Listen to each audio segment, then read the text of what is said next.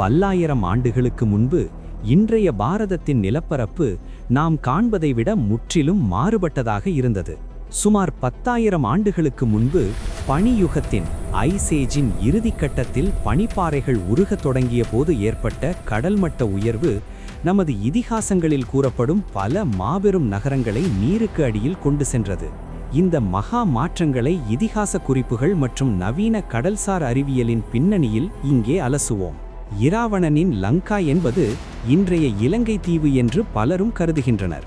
ஆனால் இதிகாசங்கள் மற்றும் பண்டைய வானியல் நூல்களான சூரிய சித்தாந்தம் மற்றும் ஆரியப்பட்டியம் ஆகியவை லங்காபுரியை சரியாக நிலநடுக்கோட்டில் இருந்ததாக குறிக்கின்றன.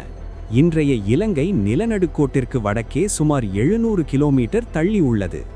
நவீன கடலடி வரைபடங்களை ஆராய்ந்தால் இந்தியாவிற்கு நேர் தெற்கே மாலத்தீவு தொடங்கி சாகோஸ் பீடபூமி வரை சுமார் 2500 கிலோமீட்டர் நீளத்திற்கு ஒரு பிரம்மாண்டமான கடலடி மலைத்தொடர் சாகோஸ் லாக்கடைவ் ரிட்ஜ் இருப்பதை அறியலாம். பனியுகத்தில் கடல் மட்டம் 120 மீட்டர் குறைவாக இருந்தபோது இந்த பீடபூமியே இராவணனின் பேரரசாக இருந்திருக்க வேண்டும். இங்குள்ள 3 முக்கிய மலைச்சிகரங்களே இராமாயணம் குறிப்பிடும் திரிகூடமலை ஆகும். இங்கிருந்து தனுஷ்கோடிக்கான தூரம் சுமார் 1200 கிலோமீட்டர் 100 யோசனை.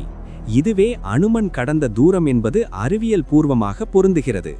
இன்றைய தனுஷ்கோடி இருக்கும் இடமும் முன்பு தனுஷ்கோடி இருந்த இடமும் வேறு.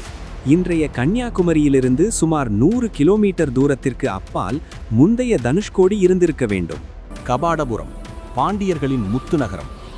இராமாயண காலத்தில் இன்றைய கன்னியாகுமரிக்கும் தெற்கே குமரிக்கண்டத்தின் ஒரு பகுதியாக பாண்டியர்களின் தலைநகரான கபாடபுரம் விளங்கியது.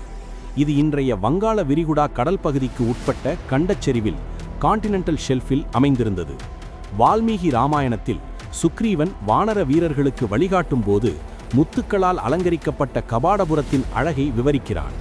புவியியல் ரீதியாக பனிப்பாறைகள் உருகிய அந்த மெல்ட் வாட்டர் பல்ஸ் காலகட்டத்தில் இப்பகுதி செழிப்பான ஆறுகளையும் பஹ்ருலி, குமரி மற்றும் மலைகளையும் கொண்டிருந்தது. நவீன ஆய்வுகள் இப்பகுதியில் கடலுக்கு அடியில் ஆற்றுப்படுகைகள் மற்றும் நன்னீர் வண்டல் மண் படிவுகள் இருப்பதை உறுதி செய்துள்ளன.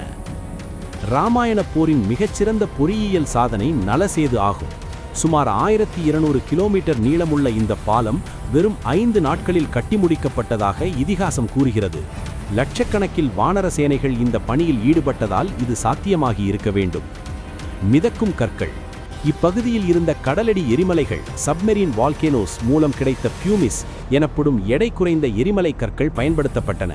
இவை நீரை விட அடர்த்தி குறைவானவை என்பதால் மிதக்கும் தன்மை கொண்டவை. வானர வீரர்கள் பிரம்மாண்டமான மரக்கட்டைகளை பாண்டூன் பிரிட்ஜ் ஸ்டைல் கற்களுடன் இணைத்து ஒரு நிலையான மிதக்கும் சாலையை உருவாக்கினர்.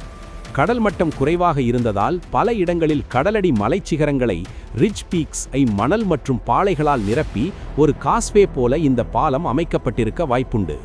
ராவணனை வென்ற பிறகு புஷ்பக விமானத்தில் அயோத்தி திரும்பும்போது ராமர் முதலில் அந்த மாபெரும் பாலத்தை சீதைக்கு காட்டுகிறார்.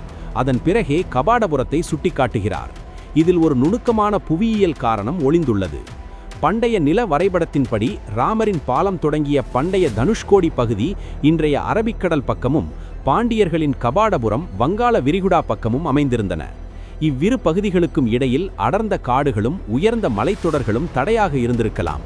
இதனால் தனுஷ்கோடியில் முகாமிட்டிருந்த இராமரால் கிழக்கு கடற்கரையோரம் இருந்த பாண்டிய மன்னனின் உதவியை எளிதில் நாட முடியாமல் போயிருக்கலாம். முடிவுரை. இராமாயணத்தில் சொல்லப்படும் வான்வெளி வர்ணனைகள் மேகங்களின் நிழல் மற்றும் பூமியின் வளைவு கர்வேச்சர் குறித்த குறிப்புகள் யாவும் அது வெறும் கற்பனையல்ல, ஒரு வான்வழி பயணத்தின் நேரடி பதிவு என்பதை காட்டுகின்றன. இன்று கடலுக்கு அடியில் உறங்கும் கபாடபுரமும் இராவணனின் லங்காவும் விரிவான ஆய்வுகளுக்கு உட்படுத்தப்பட்டால் பாரதத்தின் உண்மையான தொன்மை உலகிற்கு தெரியவரும். AI உதவியுடன் தொகுத்து வழங்குவது சுவாமி வித்யானந்தா, கன்னியாகுமரி.